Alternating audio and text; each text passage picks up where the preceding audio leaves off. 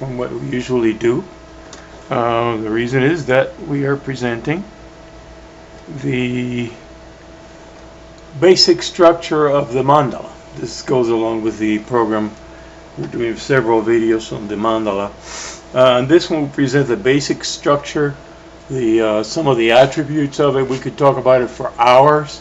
One good resource would be Chogyam Trungpa's Orderly Chaos, which contains 2 presentations in 2 different places, Jackson Hole, Mississippi one, and I can't remember the other one, I think New York, but 2 complete presentations on the mandala.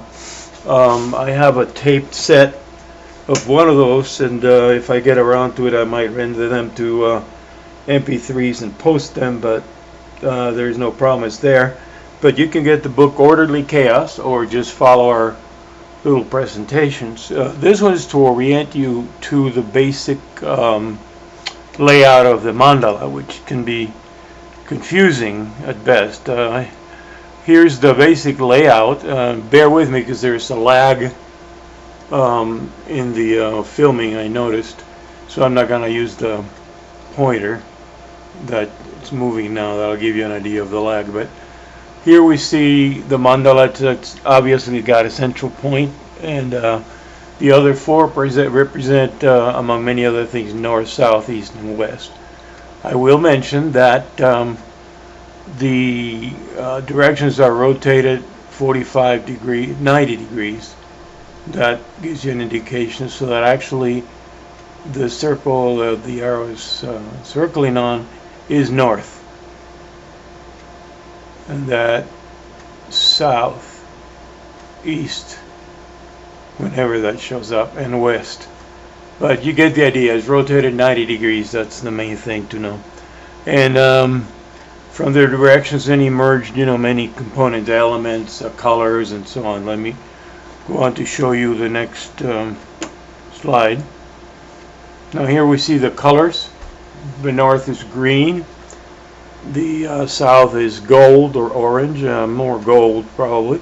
The east is blue, but interchangeably in other mandalas it can be white, and the center can be blue, so that can be confusing too.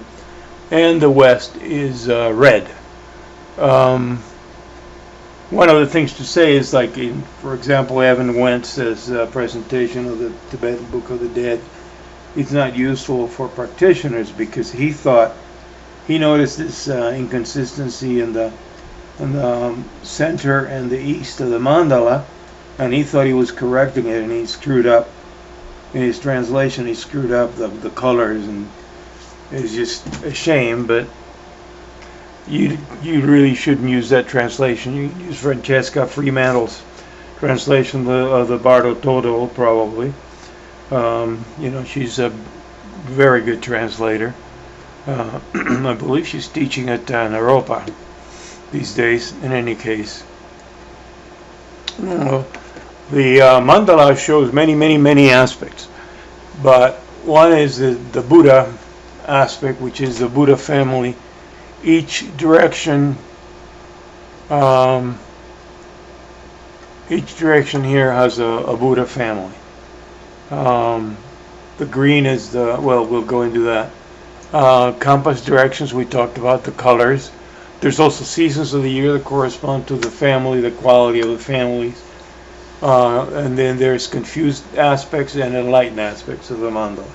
So that after enlightenment, these energies don't disappear. In fact, they're the emotions, what we call the emotions, but they come as messages of clarity. There's no clinging to them when in enlightenment. They just manifest in free space and subside. But they're messages from the world, you might say. But we are the world, so it's just knowledge. Here's a chart that kind of summarizes the qualities. The north is green. It's the karma family, has the quality of spring. It's green like the shoots in spring is energy. It's kind of a thrusting, forward-moving, thrusting energy.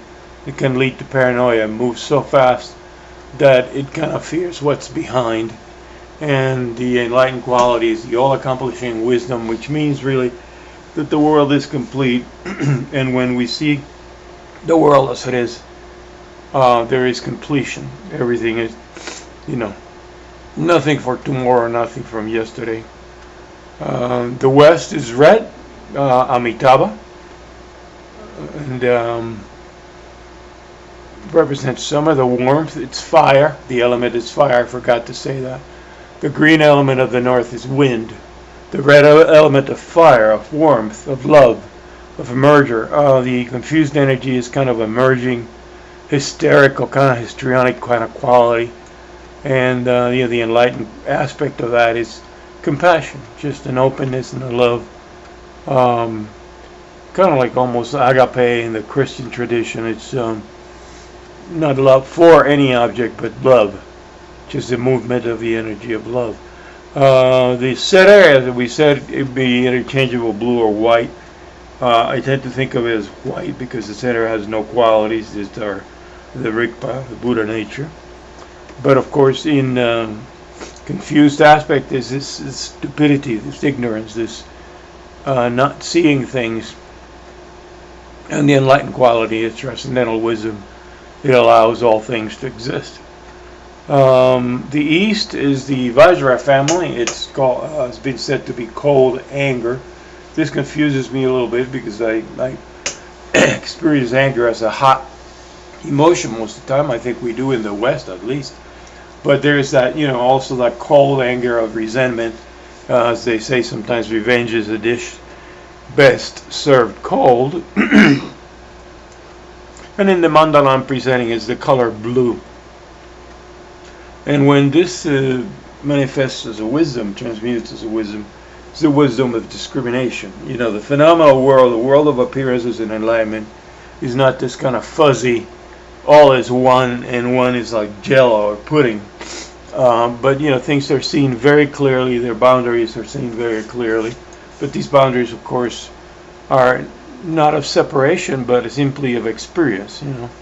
The Ratna family corresponds to the south, the fall, where the gold, like when the leaves fall off the trees, and it represents kind of a luxurious, rich kind of engorging quality. It collectors, for example, the collecting compulsion belongs to that.